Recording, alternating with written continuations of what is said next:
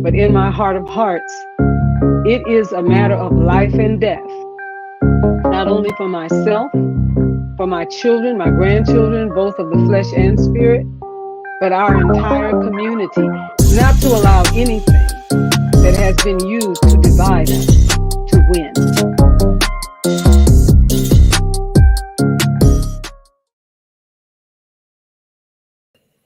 Good evening, everyone out there. We are so excited that you are joining us tonight for the next installment in our series of conversations and events presented by the Black Political Collective, Our Lives. And these are conversations centered around the Black LGBTQ experience connected to political engagement. I'm Reverend Kentina Washington Leapart, and I am joined tonight by my colleague in ministry and in this work, Reverend Brandon T. Maxwell, and we are so excited for tonight's event.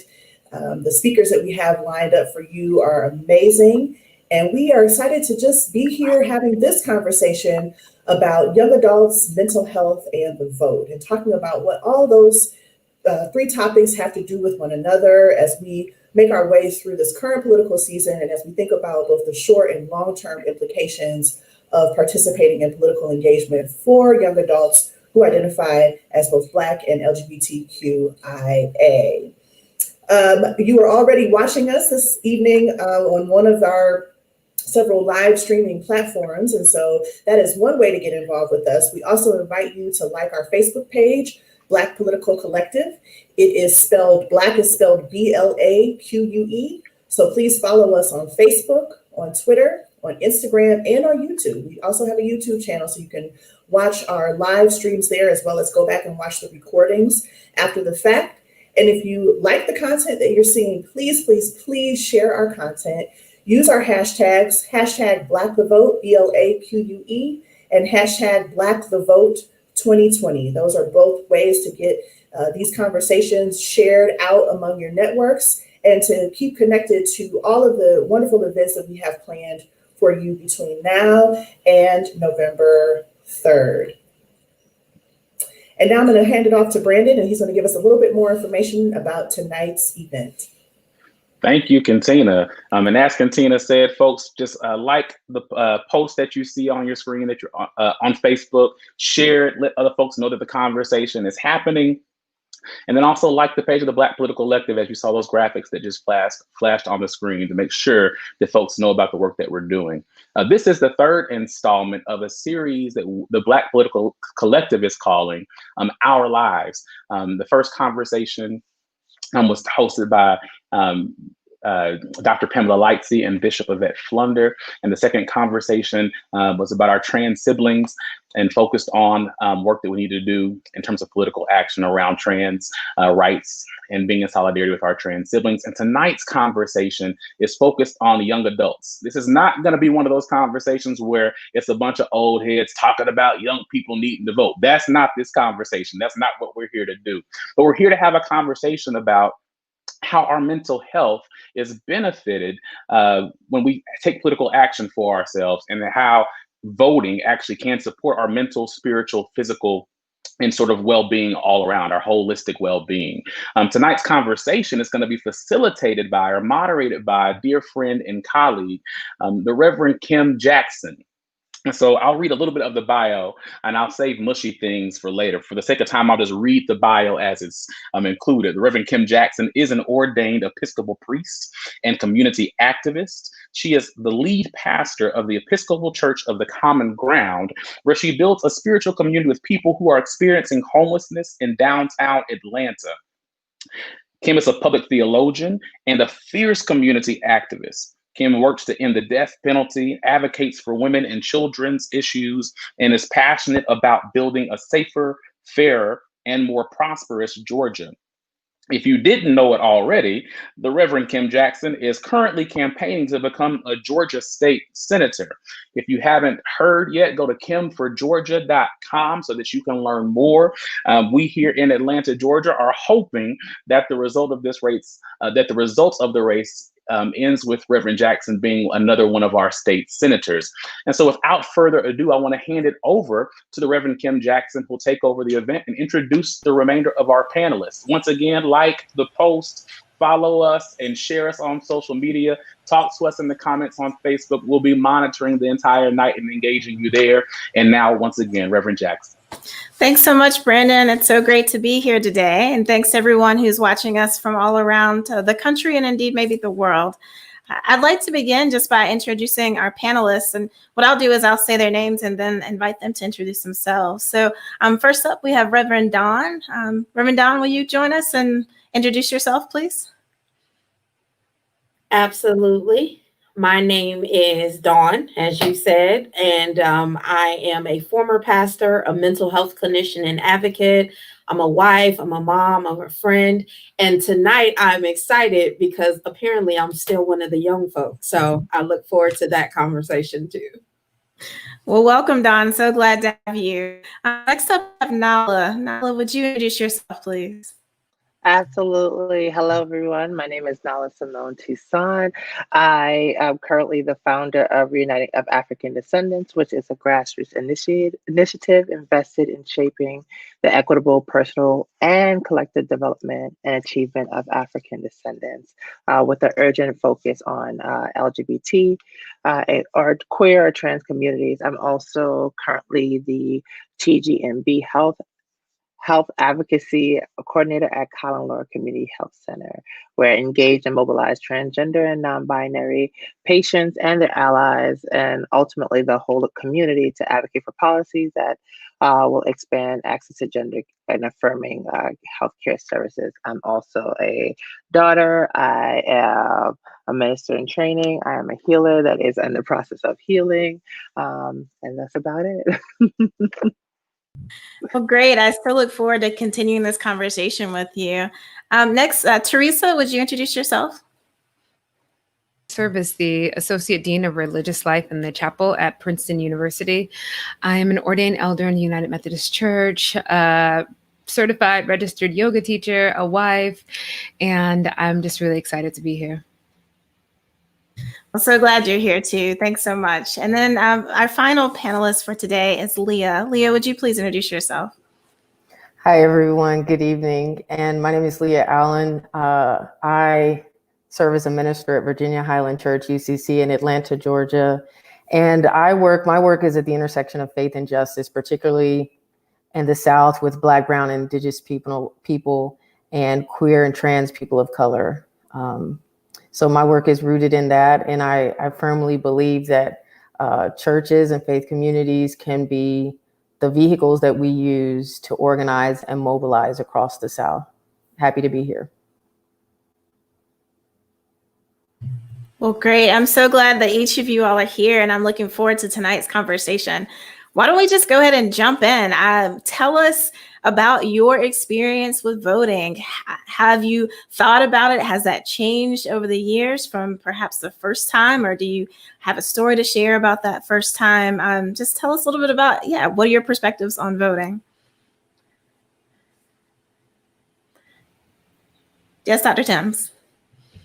Oh, I'll start by saying that I am from Mississippi, born and raised on the Mississippi Gulf Coast. And I grew up with my grandparents. My grandparents raised me, and my grandmother was a Head Start teacher. She was a member of Delta Sigma Theta. And during her time of being really engaged in the community, she had her finger on the pulse as being a Head Start teacher in the community, but also as part of her community, working with Dr. Haidt, Fannie Lou Hamer. And so I grew up with this instilled in me, the power of voting, what it means to vote. And even now, even though I don't always believe in the system, I have this part of me that's committed to what it means to engage in the civil action of voting. And now it's a little bit more complicated, a lot more complicated, but voting is such a part of my upbringing, a part of me literally seeing my grandparents working the polls and getting out the vote efforts in Southern Mississippi all of my life, that it's what I do. It's what I'm committed to as far as civil engagement. What about you, Reverend Dawnn?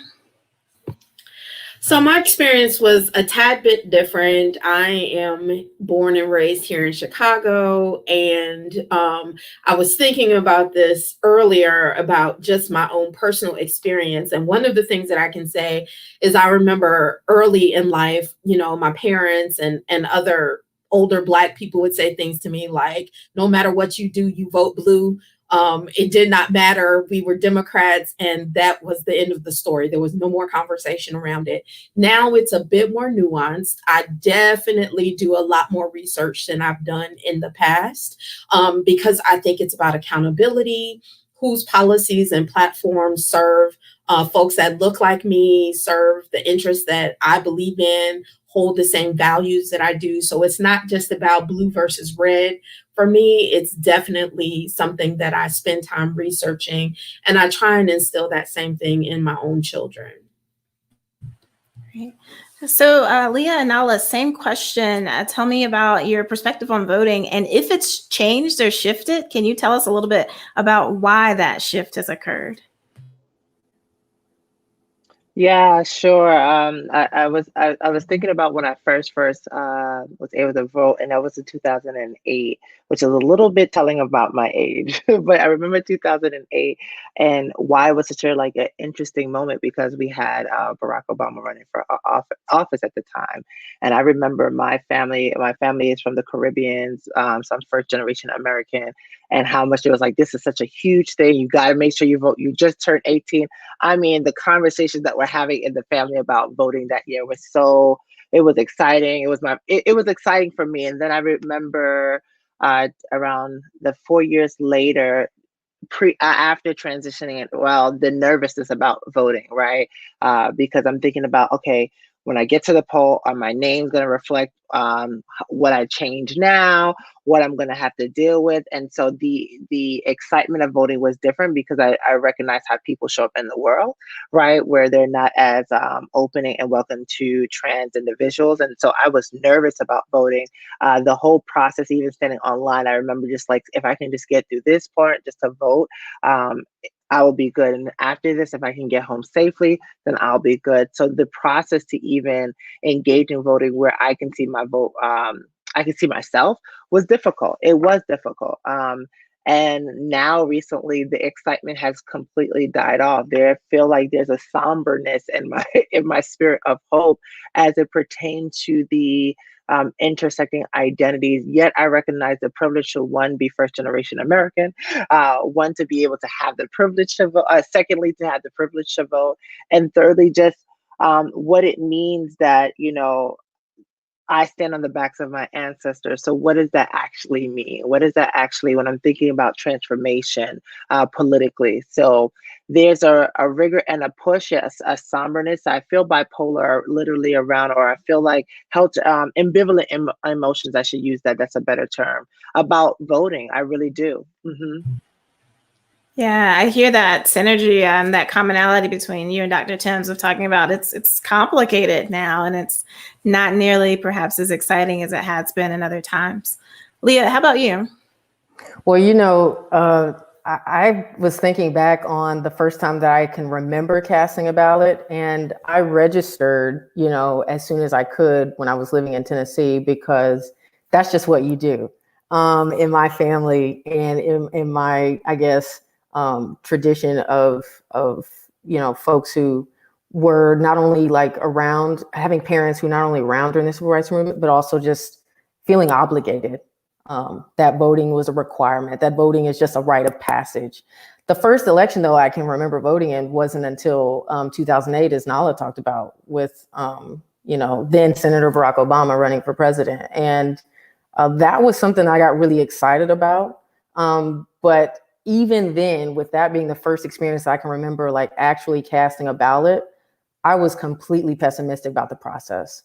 I really did not have faith at that time already in democracy and in the ability of this country to actually elect, a Black man as president. So when he was elected and did get into office and survived all 8 years, because I was holding my chest during both inaugurations, and I was in DC, living in DC during the first one. I mean, I was I felt inspired and I felt motivated. But during that presidency, during those 8 years, is when I learned about gerrymandering, redlining, reappropriation, and so the census. And so that's when I realized, oh, this is not like as easy as it seems. And obviously with the current administration that we're living under, in the occupant in the White House right now, I have developed so much more empathy for voter apathy. I really understand that even people who do not cast a vote or choose not to cast a vote are telling us something, are making a statement. And I empathize with people as well who understand that this electoral process rooted in racism and white supremacy is not the only way to get us collectively to freedom and liberation. As a matter of fact, if we only rely on the vote, you know, I've come to find out that we're going to be in a whole lot of trouble. I mean, look what happened 4 years ago. So again, it's been a part of my DNA and a part of ritual, but it has become a process in which I'm always critiquing who I'm voting for, why I'm voting. And I have that internal dialogue with myself. And I think that that keeps me rooted and grounded when I can, you know, be able to come back to people and say, it's not just because my ancestors fought and died, because they didn't fight and die, they were killed, they were murdered. And that's not the only reason, you know, to vote or to try to encourage someone to vote. So that's kind of been my experience. It's been an evolution of pessimism with really thoughtful critique and trying to make sure that whatever I'm doing, I feel solid about, you know, the votes that I'm casting. And I can have conversations with people who I empathize with, who really don't have any hope in the process. Yeah, I want to continue this conversation around how we've been gaslit, how the election process, there's so much gaslighting involved, and how the harm that happens. Thank you, Nala, for sharing your story about, and also, Leah, the part about we have been murdered. People have been disenfranchised so many ways around the electoral process. And we've all learned that skin folk ain't kinfolk when it comes to elections and policies. And so how this process, we've been baited, we've been used as props for different things. And there's so much just paranoia around the whole process all along. And that's a lot of violence and harm. People not being able to leave their jobs to vote. It's a very privileged position that voting takes place, how voting takes place in this country. So on and on and on, there are just levels of harm to this process. And we know that it doesn't work. We saw 4 years ago, it doesn't work. We are seeing now how it doesn't work. And so it's a very violent system, actually. I think that's a really helpful lead in to start talking about mental health and voting. So are there ways that voting can help people or young adult, particularly young Black queer folks, mental health? We talked a little bit about the way that it can be harmful and difficult, but yeah, let's just talk about that interrelationship between mental health and well-being of Black queer folks, and particularly Black queer young people.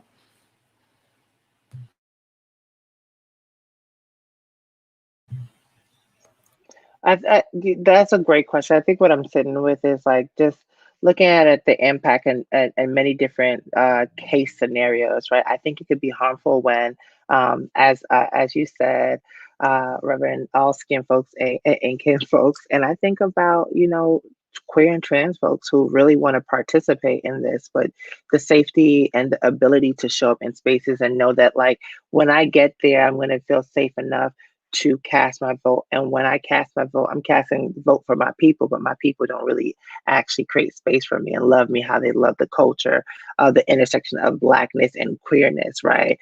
There's a fantasizing of loving the culture that queer, Black, and queerness meet, right? But really the protection of our body, the protection of our mental health is not a conversation that many folks are invested, that need to be invested in.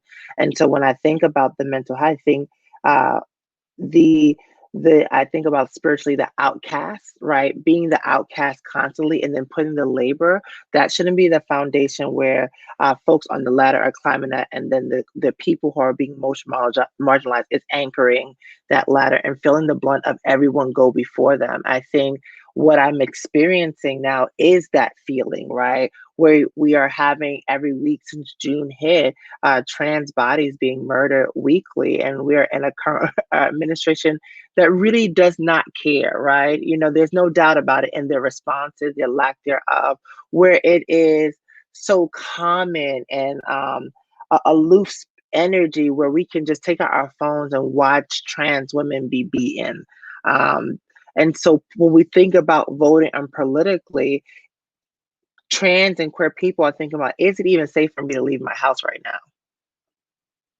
Right. And so when we think about voter suppression, it's not about just about when the ballot is cast and folks are there and then we don't know what happened with the vote. It goes deeper than that. It goes back to the trauma that folks have to really prepare themselves to say, does my life even matter in this moment? Or should I just be in a place of thriving or surviving in the climax and what I think is safe in the climax of everything? What is the foundation that's going to root me? And is it voting, or is it like just checking up on the people that I know can keep me safe? And so that's what we're looking at. A lot of it is survival.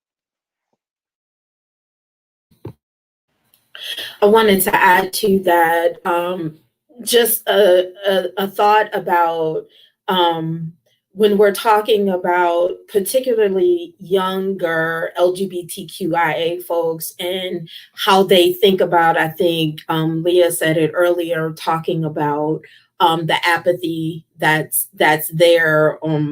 I can understand it, and I think it takes a toll on our mental health, right? Because many young LGBTQIA folks don't vote, not only because they're thinking about, is it even safe for me to leave my house, but the platforms don't speak to their issues or speak to their human flourishing. The policies diminish their human flourishing. There's nothing about what our politicians or folks who are, running for office and things like that, is nothing about that speaks to elevating the ego or elevating self and coming into this self-actualization. And so people are not excited about, one, they're not excited about their options. They're not excited about, some of the work that has been done either in the past or currently with our current administration. And so they just feel this overwhelming sense of, if this is what I have to look forward to, I have nothing to look forward to. And what that causes is then depression and anxiety, and the list goes on. It interrupts our physical body and all of that. And even thinking about the logistics, there are things that we need to name that the majority of our homeless population are LGBT youth. And so having an address to get a voter registration card, having an ID with your name and an address that match, especially if you're in one of these voter suppression states where that has to match. And then even if we weren't in COVID, getting to the poll, so you have to have transportation to get someplace, to show up in a space. And then you have all of these hurdles of getting there when, as Nala was saying, that I'm just trying to survive day to day. And then to vote for somebody who's not even watching out for my survival of, I've been used as a prop in your political campaign, but every issue is about my thriving, my healthcare, my ability to get housing, my ability to have a job, my ability to just base level thrive is negated once you win your election. And so I really agree with what Leah said, that having empathy around voter apathy is a real thing when we think about the hurdles that our LGBT youth have to go through, and then thinking about the margins of the margins of the margins. Yeah, I work with people who are experiencing homelessness, and the challenges and trials of being able to get from one place to the other is just immense and incredible. So I'm curious to hear from you all. Is there something that gets you excited about going to the polls? What makes you vote? You don't have to. It's something that we choose to. And so why do you go? Are there politicians or officials that get you excited about it? Are there policy platforms that exist somewhere along the way that are driving you? Why do you show up and put a check by somebody's name, or sit at home and fill out an absentee ballot and put that in the mail? Why do that? in light of how challenging these times are? Well, so let me just say my first answer is when I'm aware that there's somebody in office that's speaking for me, that I have an opportunity to get the hell out, I'm pumped up. I'm ready. I'm like, we got to get you out of here. And on the other hand, complimenting that, I get excited about people like you, Reverend Kim. I get excited about, I don't want to lean on the blue and the red, progressive, liberal, conservative, but I get excited about people who are for progress. I get excited about candidates who understand that my basic human needs, right? I'm a trans non-binary person. I'm Black. I'm living in the South. One of my basic essential needs for my mental health and survival is healthcare. And I'm like, I need someone who can get on the same page with that. And when I find candidates, even if it's not local to me, but especially when it is local, when I find candidates who can support basic, essential human needs like that, that's critical for me, right? Because I think about my own future, and I think about, finding ways to be holistic as a person and to cover myself when things come up, with physical, mental health, emotional health, so finding candidates who support those things really gets me excited, and having the opportunity to vote out people who are not in favor of those things. And so when I'm voting out those people, then I'm also thinking about, that's a vote for someone else, right? I'm obviously casting a vote for someone else. And that is a person who I'm going to make sure in some way or shape or form, they know who I am, because I'm holding them accountable. I'm holding them to the fire.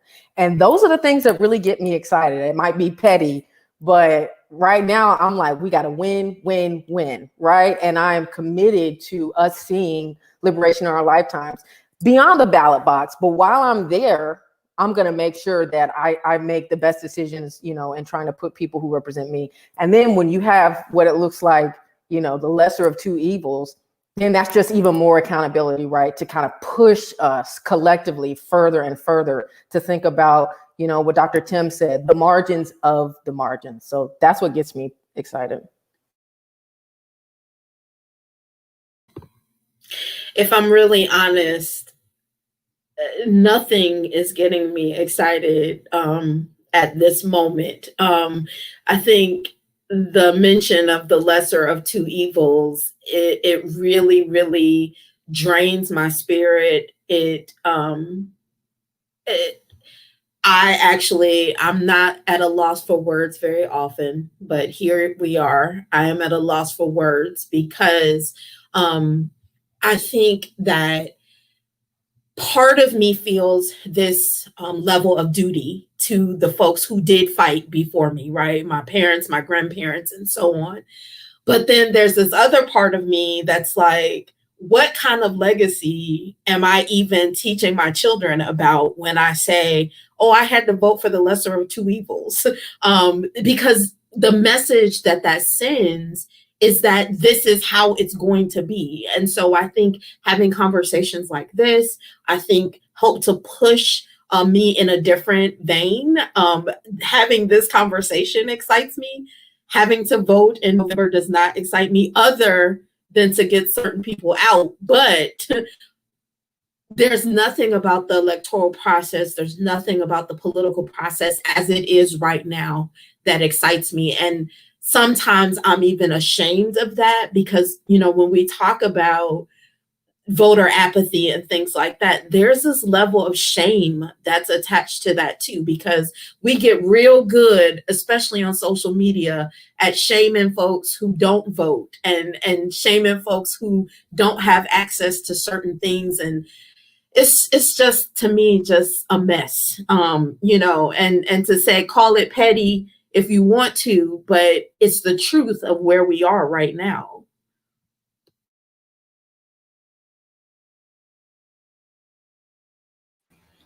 I agree as well. one thing I try to keep in mind is that local elections matter and that I'm looking for local people to root for. If we were to remember back to 2016, 2017, it was the judges in the lower court that helped turn the Islam ban, like all of these things that happen on the local level, that as we are now seeing, that it matters who's mayor, it matters who's the police chief. And so it's nationally, it can look really, really pitiful. But really keeping my eye on people who are absolutely doing the work in their local community and knowing that that change is also important on a higher level. I wanted to make a comment about the local level. I remember in 2014 here in Illinois when at the then time Bruce Rauner was elected our governor. And he set about, as soon as he was in office, he set about closing out mental health facilities. And particularly in Chicago, I mean, they were all in every county, and Bruce Rauner won almost in every county. But particularly in Chicago, when there are not that many facilities available to begin with, when we talk about closing mental health facilities, the message that sends, the way it impacts folks mentally, emotionally, and all of the everything in between, but more specifically, how it impacts African-American people. I worked in a shelter where probably 70% of the young people that we served identify LGBTQIA. And the way that their lives were impacted by those mental health facilities closing, it is a god-awful shame that we allowed something like that. And I say allow because he was voted in. And so when I think about, like Theresa is saying, that these local, yeah, I want the current occupant of the White House out of there too. But I'm looking at what's going on in the landscape of Chicago right now, where I currently reside. What's happening on a local level that's going to impact me and or my family. I have children that are white and Black. And the disparities that I have to teach them about or talk about just because they don't live in a world that sees them as equal. And that hurts my heart. And so when I think about the local level, I get a little fired up about that because I think it matters just as much as some of these high level political battles do. Yeah. Wow. All right. There's a lot that I've been running through my mind during this whole process. I was thinking about how, particularly when I think about 94% of Black women who really, showed up to get this, not to get this man in this office, right? But recognizing, there's a book, How We All Get Free, right? But recognizing how there was a 6% drop in voters. And, what my fear is that it's going to be even more lower because of the apathy, right? Because of the fear, right?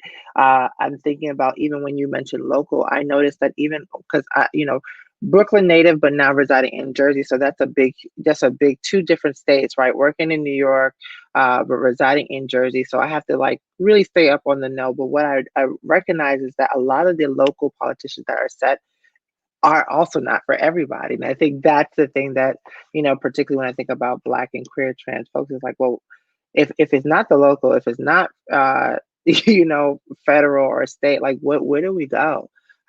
And a lot of the work that has been coming to protect Black and brown folks that sit in the intersection of queer and trans is through grassroots. It's through maintaining them. And I think if there is more conversation on supporting folks to get to the poll, I think we can change that, right? Where it's all right, I know mentally I may not be able to get there, but if I have support to get there, maybe I might get there. Right. If there's a conversation, when I think about faith leaders that are doing work, to say all right, what can we do to get it in the midst of COVID-19 to support folks to get to the polls, right? and being with them in the space where that is safe as well. I think when we think about mental health, because of communities that have so much trauma physically, mentally, a lot of things that we experience, the lack of trust isn't there. The lack of trust isn't there. And so I personally feel depleted when I think about the conversation of voting, because I'm thinking about how that even now I have to constantly march. I have to constantly have an invitation and a conversation about why my life matter on this earth. Um, I don't know what rest looks like, right? Even when I'm trying to get rest, my body can't rest mentally because the mind is racing with what safety looks like and what is the next thing to do. And so the conversation of voting, which is going to take probably 5 minutes, can change my life. That is scary. That it depletes me completely. And then thinking about how to get community there and engage them, and having empathy for the apathy at the same time. It causes me to mentally crash. It numbs me. And so the excitement, I don't have excitement for it, but I have more of a numbness. I'm like feeling like a mummy walking, like trying to find hope and joy, right, by the little things that surrounds me. So that's the authentic truth for me.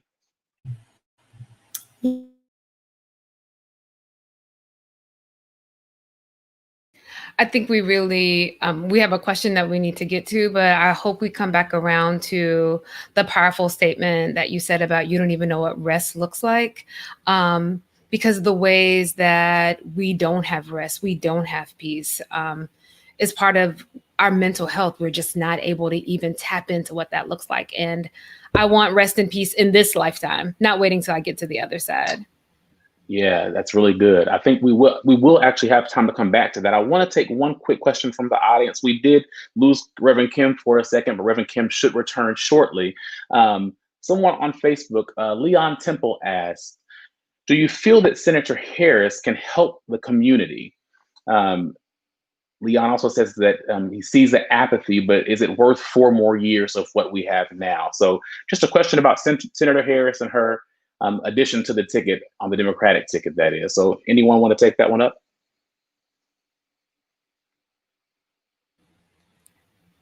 Anybody, like right now, anybody is better than what we have now. Go ahead, Leah. I mean, right. We can answer, we can just squash that part. Leon, anybody. But anybody. I have seen in yards in my neighborhood any functioning adult 2020. So, but I just wanted to say, you know, can Senator Harris help the community? The community can help Senator Harris. We pushing, and it's already happening. You know, calling to account, yes, her record in law, in policing, and enabling a lot of the violence and the trauma that we're experiencing now as Black folk in this country, but also the community and holding her accountable and calling her, you know, to the floor on the issues that matter to us, right? In some ways, it does feel like Nala was preaching a word. Wow. It feels like, you know, hopeless, right? And I've said that word more this year than ever before. And as a person of faith, people are like, "Ooh, you can't say that." Yes, it feels hopeless.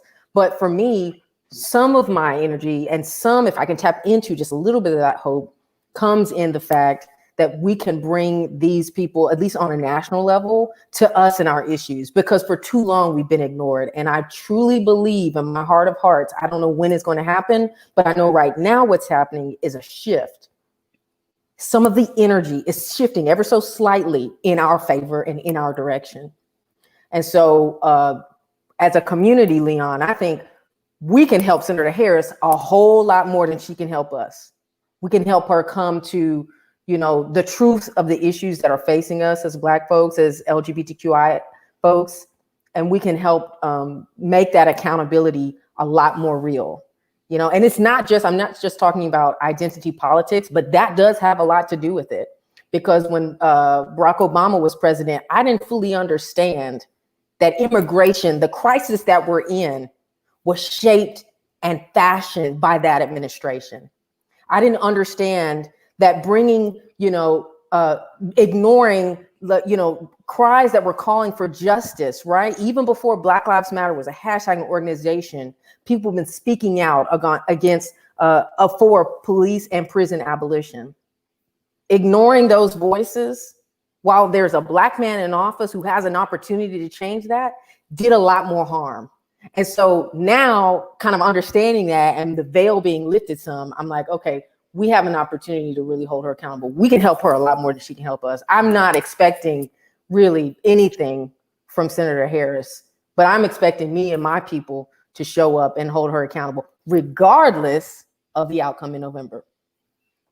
Absolutely. Yeah, I think hearing you. Oh, sorry, I'm not sure if we need to go to the next question, but no, you're good. Just hearing you share reminded me like of the identity politics, but also the respectability politics, and how often when we have people in those positions of power, the expectation, right, to meet all of us of the intersection of Blackness is weighed, right? And so when I think about accountability, and particularly to the questions about anybody is better than who we have, and I want to say anybody who has a conscious mind and a humanist experience of justice and love and empathy is better than who we have in the office, right? Connection. And so I think about, yes, the community can hold Kamala Harris accountable. And I think that is a piece that often is where we struggle with, right? We have adapted sometimes this culture that we throw people away. Well, we know people on the opposing side do not throw people away. Their accountability looks a lot different. And so I think oftentimes when we have Black conversations, we are so quick to call people coons and Uncle Toms and throw people away, because we get tired of doing that work of inviting them into the conversation about empathy and safety and sustainability for all of us. And so there's a level of us already being tired, but when we get to our own people, it's almost like, well, you should know this. Well, actually we don't, because it's not taught in school. Nobody really knew about redlining, right? Until we're having a conversation that is digestible for our youth, where you can go on YouTube and those are conversations. We are just having conversations now that young people can understand what is actually happening when they're going to school and experiencing microaggressions, when they're going to school and they realize that their identity isn't really reflecting into their education. We are just doing that work. Yes, this work has been happening, but not in a way that reaches the masses. And so we're just getting there. So the conversation about throwing people away is, we can't quickly throw people away if they don't have the lived experience of all of us. And so the accountability is, if you have empathy that can meet with action, I want to work with you. And I want to go back. I want to go back to what Leah said really quick about sometimes we elect people and we say, okay, save us. We put them on a pedestal. The mistake that we made with Barack Obama was that he became this thing for us without doing the work of cultivating the generation that was going to come next, who's going to be what's the secession plan? Believe me, the people on the other side, they have a secession plan. Who are we training? Who are we bringing up? The Proverbs 27:17 says, iron sharpens iron. Like it is the work of us collectively working together to sharpen one another. And so to elect this person to save us or to be the epitome of all that we are, it doesn't work that way. Like she needs us. She needs us not just to get into office, but to make her better as we do the work back and forth. It is a partnership. We call leaders, and we also help equip leaders. And hopefully we don't do the same thing with Kamala Harris that we did with Barack Obama, which is expect him to be the savior at that time. So similarly, I've heard people say things like, well, let her do for young Black girls what Barack Obama did. And I'm like, no, let's not put that pressure. Let's not even start the conversation there. I think that that's a mistake just to begin with. Thank y'all so much. I want to welcome Reverend Jackson back to the conversation, and Katina and I are going to flow off the screen into the StreamYard background again. But as I'm handing it off, I want to toss out a question And I want to keep pushing on this question about what does rest look like? I don't know what rest looks like. How do we prioritize and center ourselves as queer folks, Black queer folks? A follow-up question came from Leon that I think might begin to get us in that direction. The way that Leon phrased the question is, what do you need from Black heterosexual church folks to heal the divide?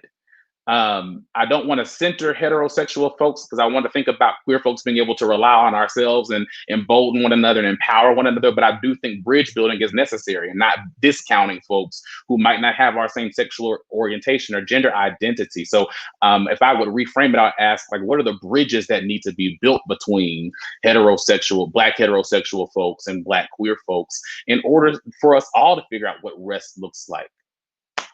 That's a great question. I think what I sit with is the notion that oftentimes there is this different, well, that ain't me. I ain't gay, I ain't lesbian, I ain't trans, I ain't bi, so I ain't got nothing to do with it. But out of, when we're thinking about the radicalness of Black people, is the birth of all of our intersections. And so if we're thinking about the children and, the generation, and the children are the future, the conversation about what children need is for heterosexual people to step up. And step up looks like going outside of their understanding, right? I think there's a crutch of theology and how to sit with theology that only works for how people want to actually show up in condemning versus, I see you, your very existence exists. It might not be in text, but it is in text, right? So what is it that you need, human being that is in my face, in my experience? What can I give you so that you don't feel like an outcast? Because there's a calling in my life and in my faith to make sure those who are being underserved get their needs met. Those who are experiencing homelessness are being fed with shelter. And I think what's being required is for folks to not only to support those who look like them, but people who show up differently than them. It's about having a conversation, expanding the congregation in a way to tap into that empathy. If we're talking about love and the love and God's love and Christ and peace, well, there will not be any peace if we're not doing justice by all our ancestors. And all our ancestors also include Black, queer, trans folks. And so there's a necessary, a need for heterosexual to get over, and particularly Black heterosexual, to get over the notion that their stories are being erased, right? Because we know, right? Because these are the conversations that folks are having, right? It makes me laugh, but there's a conversation, right? When we start talking about marginalized communities, it's met with, they're erasing us, versus it's an and or versus either or conversation. It's a both and. What we're having a conversation is that expansion. I think this structure that we gravitate, that there isn't enough, this scarcity conversation needs to be depleted within the Black community, because that scarcity conversation comes from being deprived, all of us, right? And so our capacity to even expand isn't there. But if we as Black folks recognize the abundance that we generate together, particularly Black heterosexual folks, we will recognize that when a group of marginalized within our community get what they need, all of us get what we need, because we're able to sew into each other. It's interwoven. Yes. And I think that for me, my favorite person right now who is preaching the gospel is the Nat Bishop, Theresa S of the Nat Ministry, where she's talking about, Nala, we meaning the church, the Black church, we can't even think about the next thing. One, because we're not woke, we have insomnia, and we need to rest. And because we're so busy trying to work to gain everything for our little piece of the kingdom, that we don't even have holy imagination to think of a theology that's beyond binary, to think of a beloved community that involves everybody. And so this intersection of scarcity and wokeness is this problem that Theresa S is trying to get us to think about, like, sit your ass down and rest and provide rest for everybody so that we can wholly imagine our way into something that we can't even wrap our mind around, because we're all so exhausted. I probably wasn't supposed to cuss on this, but scarcity and us being so woke and so tired and so afraid is really into this place that you brought us to earlier, Nala, around we are so exhausted and we are fighting over crumbs and none of us are free. My God, on today. I mean, I think that all of that, and Reverend Kim, I know we are against time. I just want to say quickly that for me, Nala, you talked earlier about numbness, and that's what I felt when the police officers that shot Jacob Blake, that's what I felt. And I wasn't aware that I was numb. I mean, I know, because for me, it's always, we're erasing Black trans women, literally and figuratively, from our lives and from the narratives that we tell about who violence and trauma happens to and who's important in that, right? And we do the same thing with Black cis women, but I felt, so I was starting to feel a numbness and didn't realize that I wasn't even allowing any emotions to be recognized and named in myself. And for me, that is, you talked about it, Reverend Dawnn, being in a place where you think about November 3rd and it's like, what do I feel? What do I feel? And I had to come back, like Thich Nhat Hanh says, back to my true home. I had to just sit, I had to pause and remember that I cannot do anything, right, without first addressing my own healing and my own wholeness. And I think that is one of the biggest things that we can do, because we must prepare mentally, spiritually, emotionally for November 3rd. But more important than that, we must prepare for November 4th, 5th, 6th. So we must prioritize our healing, and it starts with us. And again, going back to what Dr. Tim said, the margins of the margins. I'm always looking even beyond myself and like, who is it that's missing? Oh, disabled folks aren't in the conversation. Come in the room. Incarcerated folks aren't in this. Reentry folks aren't in the conversation. Come in the room, right? And help me, right? And help that, as you said, iron sharpening iron, so that I can continue to prioritize our collective healing. But it starts with just acknowledging that there's real feelings about this election. There's real feelings behind every time there's trauma inflicted on our family, because whether I know their names or not, they're our siblings, they're my kin. So yes to this all about healing. Yes to this about rest. We won't get to November 3rd until we prioritize our rest and our healing. We've got to get there, but we've also got to be able to make it further than that. We've got to be able to see beyond. If I could just add something real quickly, because it just came upon me to say this. In terms of healing, I think we have to invite people around addressing that pain tolerance notion. I think us as Black folks have been able to have this idea that we can endure so many pain and that we're resilient and strong. And so there are people out there that don't even recognize that there are pain upon them in this season. And so they're operating out of the automatic, right? And so in terms of healing, it is a conversation that we get to do to invite people to be like, no, it's not okay. Right? Yes. I wanted to just end my thoughts with saying, and I know it's very cliche, but I have to say it. This November, I am compelled to vote like my life depends on it, because it actually does. That is all that I can do. That is all that I'm feeling compelled to do, even as I said earlier, that I'm not excited about the options that are set before me, at least on the national level. I have to vote as though my life depends on it. And I am also compelled, even listening to this conversation, I am compelled and convicted about this idea of not resting.